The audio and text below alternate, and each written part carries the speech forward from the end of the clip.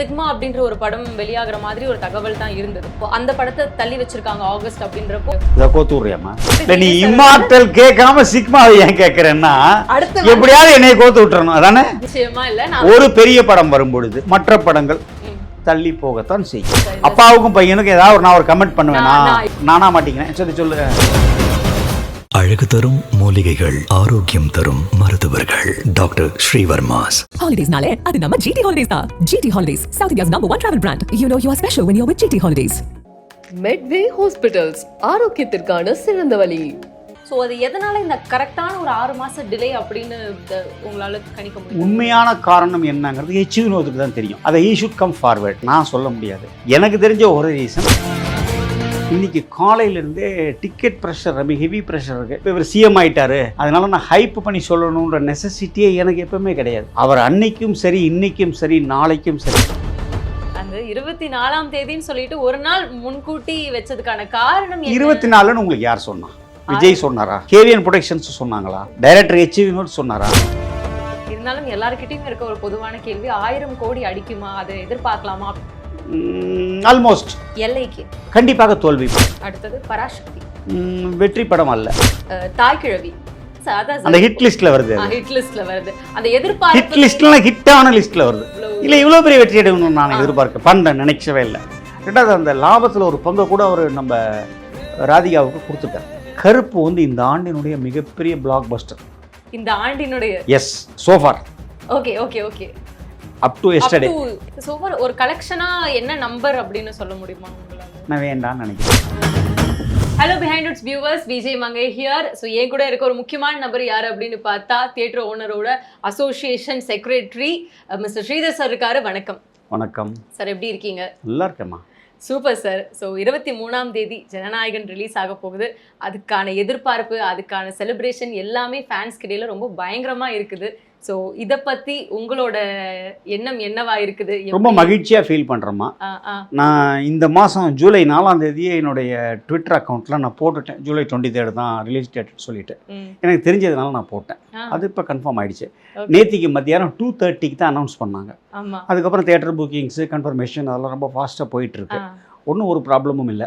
இன்றைக்கி காலையிலேருந்தே ticket pressure, ரொம்ப heavy pressure இருக்குது. இது நான் கொஞ்சம் கூட இப்போ இவர் சிஎம் ஆகிட்டாரு, அதனால நான் ஹைப் பண்ணி சொல்லணுன்ற நெசசிட்டியே எனக்கு எப்பவுமே கிடையாது. அவர் அன்னைக்கும் சரி, இன்னைக்கும் சரி, நாளைக்கும் சரி தம்பி விஜய் தான். அவர் சிஎம் தான், நான் அதுக்கு நான் இல்லைன்னு சொல்லலை. ஆனால் என்னை பொறுத்த வரைக்கும் தம்பி விஜய் தான். நான் அன்னைக்கு எப்படி அவரை பார்த்தேனோ, நாளைய தீர்ப்பு காலத்திலேருந்து சிவகாசி காலத்தில், காதலுக்கு மரியாதை காலத்தில் பார்த்தனோ அதே தம்பி தான். அவர் அரசியலில் வந்துட்டார், ஜெயிச்சிட்டார், அது வேற விஷயம்.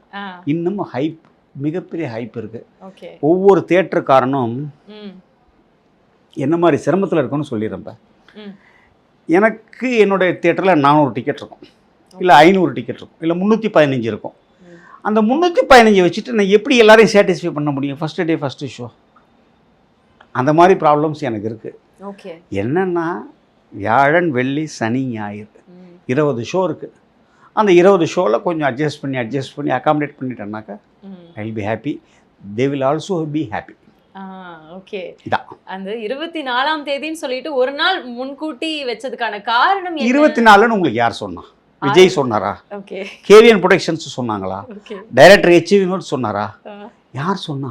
அந்த மாதிரி தான் ஆரம்பத்தில் ஒரு தகவல் வந்தது. யார் வேணா தகவல் போட்டுக்கலாம், அதுக்கு நம்ம we are not responsible. நேத்திக்கு மத்தியானம் 2:30 மணிக்கு தான் கேவிஎன் ப்ரொடக்ஷன்ஸ் அஃபீஷியல் அனௌன்ஸ்மெண்ட் அவங்க போட்டாங்க. அதுதான் அஃபீஷியல். 24 போட்டாங்க, அடுத்த மாதம் 5ஆம் தேதி போட்டு, அதெல்லாம் இட் இஸ் நாட் கரெக்ட். இப்போ நான் இந்த மாதம் 4ஆம் தேதி போட்டேன் 23ன்னு சொல்லிட்டு, அதில் கூட நான் என்ன ரொம்ப கேர்ஃபுல்லாக போட்டிருக்கேன்னா மோஸ்ட்லி 23ன்னு தான் போட்டிருக்கேன். ஏன்னா அந்த படத்தோட ப்ரொடியூசருக்கு மட்டும்தான் ரிலீஸ் டேட் அனௌன்ஸ் பண்ணக்கூடிய உரிமை, அத்தன்டிகேஷன் இருக்கு. என்னோடது வந்து இன்ஃபர்மேஷன் தான், தட் இஸ் நாட் அத்தன்டிகேஷன். ஒரு படம் வந்துட்டு தியேட்டருக்கு வரதுக்கு முன்னாடி சின்ன சின்ன விஷயங்கள் லீக் ஆனாலே ரொம்ப பெரிதும் மனவருத்தத்துக்கு உள்ளாகிறது நிச்சயமா அந்த படக்குழுவினரும் அதை சார்ந்து இருக்க உங்களை மாதிரி நிறைய பர்சனும் தான். அப்படி இருக்கும்போது ஜனநாயகன் அப்படின்ற ஒரு படம் வந்துட்டு லீக் ஆயிடுச்சு அப்படின்னு அந்த ஒரு செய்தி நிச்சயமா உங்களுக்கு எவ்வளவு கஷ்டமா இருந்துச்சு? ரொம்ப பெரிய அதிர்ச்சியாக தான் இருந்துச்சு. இது வந்து ஜனவரி மாதம் கடைசியில் ஏதோ வந்ததுன்னு சொல்லி என்னுடைய நினைவுகள் சரியாக இருந்ததுனாக்கா அப்படி இருக்கும்போது ரொம்ப கஷ்டமாக தான் இருந்தது. பட் என்ன தான் அது லீக் ஆனாலும் கூட ஆடியன்ஸ் வந்து ஜென்ரல் ஆடியன்ஸ் தியேட்டரில் படம் பார்ப்பாங்க. ஓகே, அதனால ஒரு க்ரௌட் வந்து குறையும் அப்படின்ற நான் நினைக்கல. Okay okay right sir. இப்போ இந்த படத்தை வர இந்த டேட் கிட்டேயே சிக்மா அப்படின்ற ஒரு படம் வெளியாகிற மாதிரி ஒரு தகவல் தான் இருந்தது. ஆனா இப்போ அந்த படத்தை தள்ளி வச்சிருக்காங்க ஆகஸ்ட் அப்படின்றப்போ இதை நீங்க எப்படி பாக்குறீங்க? இதை கோத்தூர்றியாமா? இல்ல சார், நிஜமாலுமே இல்ல. இப்ப இம்மார்டல் அப்படின்னு ஜிவி சாரோட இப்போ ஜிவி சாரே நேத்து போட்டிருந்தாரு. நீ இம்மார்டல் கேட்காம சிக்மாவை ஏன் கேட்கறேன்னா எப்படியாவது என்னைய கோத்து விட்டுறணும் அதானே? நிச்சயமா இல்ல, நான் அதுக்கெல்லாம் நான் ஆட்படவே மாட்டேன். நிச்சயமா இல்ல. ஒரு பெரிய படம் வரும்பொழுது மற்ற படங்கள் தள்ளி போகத்தான் செய்யும். அது இம்மார்டலா இருந்தாலும் சரி, சிக்மாவா இருந்தாலும் சரி, டிசியா இருந்தாலும் சரி. Okay, got it. நான் அவ்வளவு ஈஸியா மாட்டிக்க மாட்டேன், கவலையப்படாத நீ. நான் மாட்டி விடுற மாதிரி இல்ல, நீ அதான் கேக்குற. உன்னுடைய எய்ம் என்னன்னா அப்பாவுக்கும் பையனுக்கும் ஏதாவது நான் ஒரு கமெண்ட் பண்ணுவேனா? இல்ல I know you. Okay, then next yeah. So இந்த மாதிரி படங்கள் தள்ளி போறது அப்படின்றது அது ஒரு ரெஸ்பெக்ட்ஃபுல்லான ஒரு இடமாக நீங்க பாக்குறீங்களா? ரெஸ்பெக்ட்ஃபுல்லான இடமா இருக்குன்னு சொல்ல முடியாது. எல்லாரும் அவங்களுடைய இன்வெஸ்ட்மெண்ட்டை காப்பாத்திக்கிறதுக்கு ஒரு சேஞ்ச் பண்ணுவாங்க. ரெண்டாவது, மாற்றம் ஒன்றுதான் மாற்றம் இல்லாதது. இப்போ ஒரு சிக்மாங்கிற படம் 30ஆம் தேதி வந்துட்டா மட்டும்தான் ஓடும்னு அர்த்தம் இல்லை. அடுத்த மாதம் 7ஆம் தேதி வரலாம், அதுக்கு அடுத்த மாதம் ஏதோ ஒரு டேட்ல வரலாம். ஸோ மாற்றம் ஒன்றுதான் மாற்றம் இல்லாதது. ஒரு யானை நடந்து போகும்பொழுது எறும்பு கொஞ்சம் ஒதுங்கி போகிறது தப்பு கிடையாது. ஓகே, இப்பவும் கோத்து விட்ற, நானா மாட்டிக்கினேன் சொல்லு. ஓகே, நானா மாட்டிக்கினேன். இப்போ பர்டிகுலரா இத்தனை ஷோஸ் தான் அப்படின்னு கண்டிப்பா அலாட் பண்ணியிருப்பீங்க. அதையும் தாண்டி ஃபேன்ஸோட ரெக்வெஸ்ட் அதிகமாக இருந்தால் எக்ஸ்ட்ரா ஷோஸ் அப்படின்ற மாதிரி ஏதாவது பிளான் போடவே முடியாது. ஓகே, ஒரு நாளைக்கு படம் ரிலீஸ் ஆன முதல் வாரத்தில் 7 நாளைக்கு 5 காட்சிகள் போட முடியும். நிச்சயமாக. அப்போ ஜனநாயகனோட ப்ரீ ரிலீஸுக்கான அந்த ஒரு ப்ரீ சேல்ஸ் எப்படி இருக்குது? அது எந்த அதுதான் முதல் கேள்விக்கே நான் சொல்லிட்டேன். நம்ம என்னோட தியேட்டரில் 400 சீட் இருக்குன்னா அந்த 400 டிக்கெட்டை எப்படி நான் கொடுக்குறது? கவர்மெண்ட் சைடு ப்ரெஷர் இருக்குது, ரசிகர் மன்றத்துலேருந்து ப்ரெஷர் இருக்குது, அதுக்கப்புறமா பார்த்தீங்கன்னா ஜென்ரல் பப்ளிக். நான் எப்படி அவங்களெல்லாம் நான் சாட்டிஸ்ஃபை பண்ண போகிறேன்னு தான் நான் யோசிச்சுட்டு உட்காந்துருக்கோம். எல்லா தியேட்டர் ஓனர்ஸ். அவ்வளோதான் ப்ராப்ளம். கண்டிப்பாக சார். அப்படி இருக்கும்போது மற்ற ஸ்டேட்ஸில் கேரளாவாக இருக்கட்டும் இல்லை பெங்களூர் இந்த மாதிரி இடங்களில் வந்துட்டு காலையில் 6 மணி ஷோ ஓப்பன் பண்ணதாக சொல்லப்படுது. ஸோ அதை பற்றி so far as Bangalore is concerned, it is authenticated. Morning 6 o'clock show opening. Ticket rate 1600, 1200, 1000. Government ரேட்டே கொடுத்துட்டான். கவர்மெண்ட் ரேட்டே அதுதான். Okay okay right. அப்போ நான் எப்பவுமே தவறான தகவல் கொடுக்கவே மாட்டேன். ஓகே, அதனால தான் சார் கேட்குறேன். அப்போ தமிழ்நாட்டில் வந்து அந்த மாதிரி ஒரு அப்டேட் கூடிய சீக்கிரத்தில் வருமா? வராது. 9 மணி ஷோ தான். 9 மணி ஷோ தான், கவர்மெண்ட் ரேட் தான். ஓகே, அந்த மாதிரி. Then what? ஓகே, இப்போ படத்துக்கு ஏ சர்டிஃபிகேட் கொடுத்துருக்காங்க அப்படின்றப்போ ஃபேமிலியோட அந்த ஆடியன்ஸ் க்ரௌட் வந்து குறையும் அப்படின்னு நீங்கள் எதிர்பார்க்குறீங்களா? கொஞ்சம் குறையத்தான் செய்யும். Okay, it's quite natural, it's obvious. படம் வந்து 6 மாதம் கழிச்சு ரிலீஸ் ஆகுது அப்படின்றப்போ அப்போ இருந்த ஒரு பெரிய எதிர்பார்ப்பு அந்த 6 மாசத்துல குறையவே இல்லை. ஆனாலும் வந்து 6 மாதம் அப்படின்றது ஒரு டிலேடு பீரியட் தான். வினோத் சார் ஒரு இடத்துல சொன்னார், படம் வந்து ஏன் வெளியாகலை அப்படின்ற காரணத்தை எங்களால் ஓப்பனாக சொல்ல முடியாதுன்னாரு.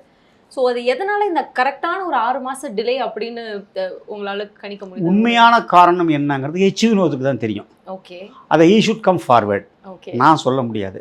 எனக்கு தெரிஞ்ச ஒரு reason, a problem with sensor. இது விஜய் சாரோட கடைசி படம் அப்படின்றது நிச்சயமா எல்லாருக்கும் ரொம்ப இமோஷனலாக இருக்குது. அதையும் தாண்டி இது விஜய் சாரோட கடைசி படம் இல்லைன்னு இந்த நிமிஷம் வரைக்கும் நான் நம்பிட்டு இருக்கேன். அவர் என்னதான் சிஎம்மாக இருந்தாலும், அதை விட இன்னும் மேம்பட்ட ஒரு பதவிக்கு அடைஞ்சாலும் வருஷத்துக்கு ஒரு படம் கொடுக்கணும். சினிமா ஒரு தியேட்டருக்காரனா, ஒரு சினிமாக்காரனா, இது என்னுடைய ஆசை. ஏன் அந்த ஆசைன்னு தெரிஞ்சுக்கலாம்? வசூல். ஓகே, சொன்ன மாதிரி அப்ப அந்த வசூல் அப்படின்ற ஒரு விஷயம்ல அவர் வசூல் மன்னனாக இருந்திருக்காரு. ஒவ்வொரு படங்களுக்கு இருந்துகிட்டு இருக்காரு. நிச்சயமா இந்த ஜனநாயகனுக்குமே அந்த மாதிரி ஒரு பெரிய ரெக்கார்ட் பிரேக் ஆகும்னு எதிர்பார்க்குறீங்களா? What is record? இதுக்கு முந்தைய அந்த கலெக்ஷன்ஸ் விட இந்த வாட்டி இன்னும் ஒரு படி மேல ஓப்பனா கேட்கலாம். அதுல இப்ப எப்படின்னு கேட்டா மங்கை, ஆக்சுவலா அது என்னால் 23ஆம் தேதி காலையில் மார்னிங் ஷோ படம் பார்த்துட்டு தான் அந்த ரெக்கார்ட்ஸ் பிரேக் பண்ணாதான் எனக்கு சொல்ல தெரியும். இப்போ சொல்ல தெரியாது. இருந்தாலும் எல்லாருக்கிட்டையும் இருக்க ஒரு பொதுவான கேள்வி, 1000 கோடி அடிக்குமா, அதை எதிர்பார்க்கலாமா அப்படின்னு. கொஞ்சம் சான்சஸ் கம்மி. Okay okay. இந்த படம் வந்து எல்லா டிவிலையும் சொல்லியிருக்கேன். பட் பிகைண்ட் ரூட்ஸில் இப்போ தான் புதுசாக சொல்கிறேன். இந்தியாவினுடைய மொத்த மாநிலங்களில் இந்தி பேசக்கூடிய மாநிலங்கள் 23. ஓகே. அந்த இந்தி பேசக்கூடிய மாநிலங்களில் தியேட்டர் செயின்னு ஒன்று இருக்குது. அவங்க எல்லாருமே 8 weeks OTT streaming after the date of theatrical ரிலீஸுங்கிறது ஒரு பெரிய ஃபார்மேட்டாக வச்சுருக்காங்க.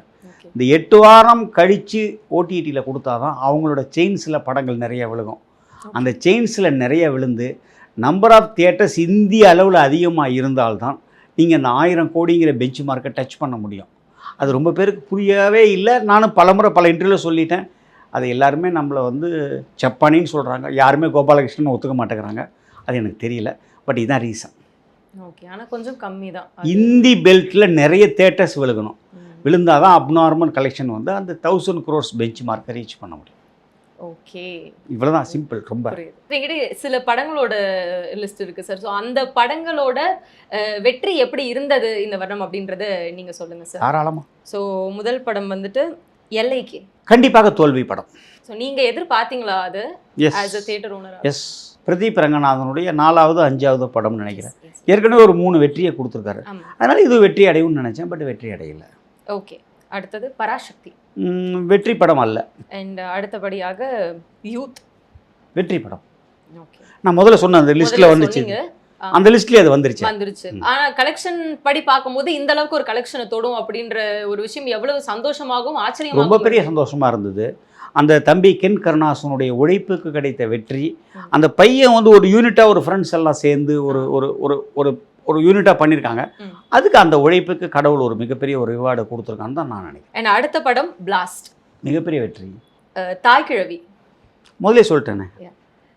அந்த ஹிட் லிஸ்ட்ல வருது. ஹிட் லிஸ்ட்ல வருது. அந்த எதிர்பார்ப்பு ஹிட் லிஸ்ட்ல ஹிட்டான லிஸ்ட்ல வருது. எதிர்பார்ப்பையும் மீறி ஒரு இடத்தை தொடும்போது இது முன்னாடி நீங்க யோசிச்ச விஷயம் தானா இந்த படம் வந்து இவ்வளவு பெரிய வெற்றி அடையணும்னு நான் நினைக்கவே இல்லை. அதாவது இந்த படம் கண்டிப்பா போகும். ஏன்னா சிவகார்த்திகேயனை பொறுத்த வரைக்கும் ஒரு திறமையான ஒரு கலைஞன். அந்த சுதன்கிற ஒருத்தரை எடுத்து அது கொஞ்சம் பாதியில் நின்று அதுக்கப்புறம் இவர் அண்டர்டேக் பண்ணி அவர் மதுரையிலேருந்து மிஸ்டர் என்னுடைய நண்பர் அழகர் அவரு கூட சேர்ந்து ஏதோ அதை இன்வெஸ்ட்மெண்ட்லாம் பண்ணியிருக்கிறாரு. அவருக்கு ஏதோ ஒரு பெரிய ப்ளஸ்லாம் கிடச்சிச்சு. ஸோ சிவகார்த்திகேயன் அதில் உள்ளுக்குள்ளே போகும்போது அதில் ஏதோ சம் விஷயங்கள் இருக்கும்னு எனக்கு ஒரு கெஸ்ஸிங் இருந்தது. பட் இவ்வளோ பெரிய ஒரு இமாலய வெற்றி அடையும்னெல்லாம் உள்ளபடியாக நான் எதிர்பார்க்கல. மாபெரும் வெற்றி. ரெண்டாவது அந்த லாபத்தில் ஒரு பங்கை கூட அவர் நம்ம ராதிகாவுக்கு கொடுத்துருக்காரு. Okay sir. அண்ட் கடைசியாக நீங்கள் ஆல்ரெடி சொன்ன ஒரு படம் தான். ஆனால் அதோட கதைக்களம் நீங்கள் முன்னாடி பார்க்கும்போதே இது இந்த ஜென்சி குறிப்பாக இந்த மக்களுக்கு சூட் ஆகும் நீங்கள் நினைச்சிங்களா? கருப்பு படம். ஏன்னா அந்த படத்தில் இருக்கக்கூடிய to be frank with you மங்கை, கருப்பு வந்து இந்த ஆண்டினுடைய மிகப்பெரிய பிளாக் பஸ்டர். இந்த ஆண்டினுடைய as so far. Okay okay okay. Up to yesterday. Okay. கடந்த 6 மாதங்கள். 6 மாதங்களா? பட் இப்போ நான் ரொம்ப ஃப்ராங்காக சொல்கிறேன். அந்த படம் ஏன் ஓடிச்சு அதுக்குண்டான ரீசன் எனக்கு தெரியல. அந்த படம் ஏதோ ஜனங்களோட போய் கனெக்ட் ஆயிடுச்சு. ஸோ அதை மீண்டும் படங்கள் பார்த்தாங்க, ஃபேமிலியாக பார்த்தாங்க, கும்பலாக பார்த்தாங்க, ஃப்ரெண்ட்ஸாக பார்த்தாங்க. மிகப்பெரிய கலெக்ஷன். 4வது வாரம்லாம் பெரிய கலெக்ஷன். ஸோ ஒரு கலெக்ஷனாக என்ன நம்பர் அப்படின்னு சொல்ல முடியுமா உங்களால்? நான் வேண்டான்னு நினைக்கிறேன். சரி. சொல்லணும்னா ஆல்ரெடி நான் வந்து எனக்கு சொந்தமாக ஒரு யூடியூப் சேனல் நான் வச்சுருக்கேன். சினிமா கொட்டாய் அப்படின்னதுக்கு பேர். அதில் நான் பழைய டாப் 5 நான் டிக்ளேர் பண்ணி சொல்லியிருக்கேன். ஓகே. அந்த டாப் 5ல் சூர்யா இல்லை, நான் ஃபஸ்ட்டு சொன்னதில். Okay okay. இப்போ அந்த டாப் 5ல் சூர்யாவும் இருக்காரு.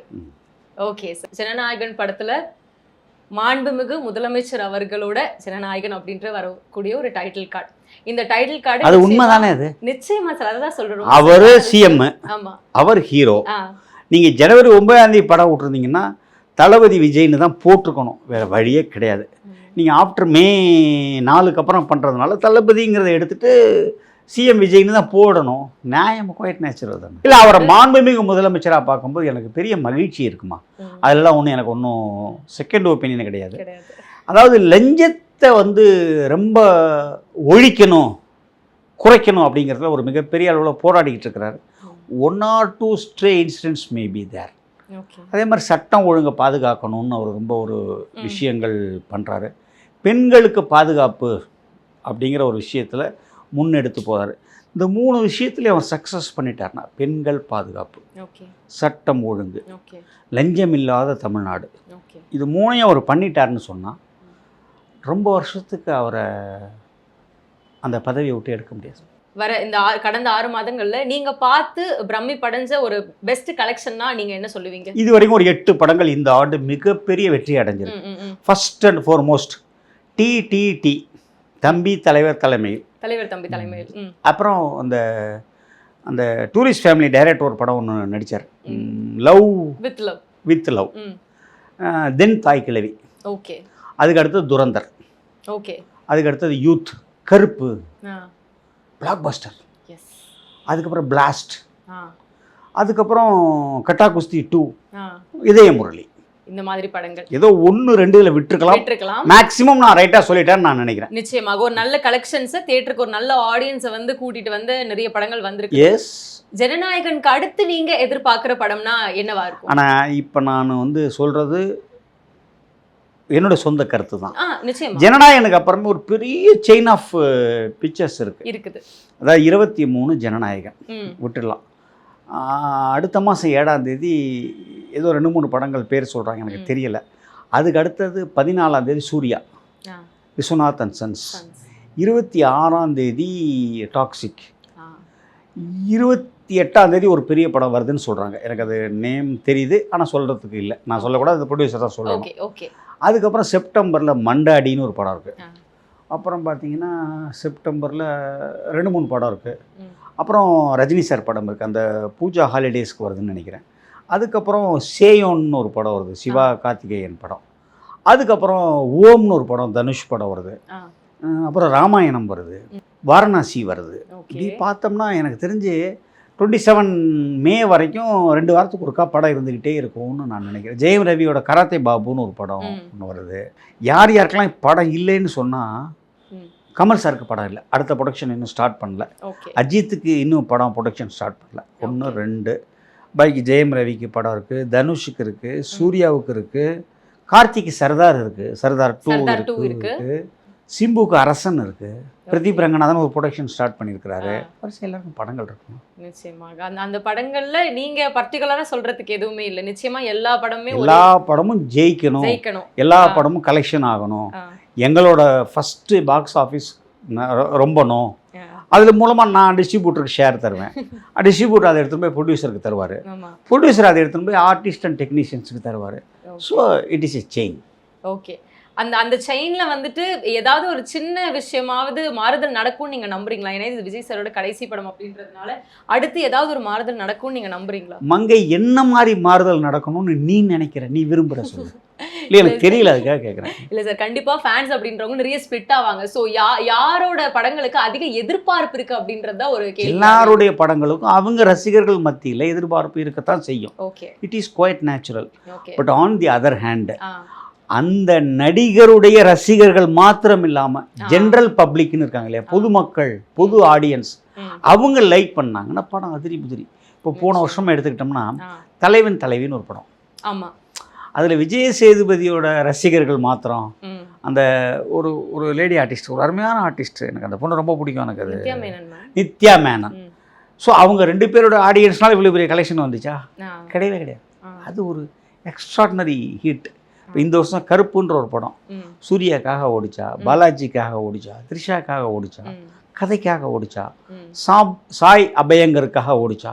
ஏதோ ஒரு தீம், ஒரு புது தீம், ஜனங்கள் அதை அப்படி விரும்பி விரும்பி விரும்பி விரும்பி ஃபேமிலியாக ஒரு கும்பலாக வந்து படம் பார்த்தாங்க. ஏன் வெற்றி, அந்த ஏதோ ஒரு விஷயம் அவங்களுக்கு கனெக்ட் ஆகுதுன்னா இட்ஸ் ஓகே. அழகு தரும் மூலிகைகள், ஆரோக்கியம் தரும் மருத்துவர்கள். டாக்டர் ஸ்ரீவர்மாஸ். Holidays-nale adu நம்ம GT Holidays da. GT Holidays, South India's #1 travel brand. You know you are special when you're with GT Holidays. Medway Hospitals, ஆரோக்கியத்திற்கான சிறந்த வழி.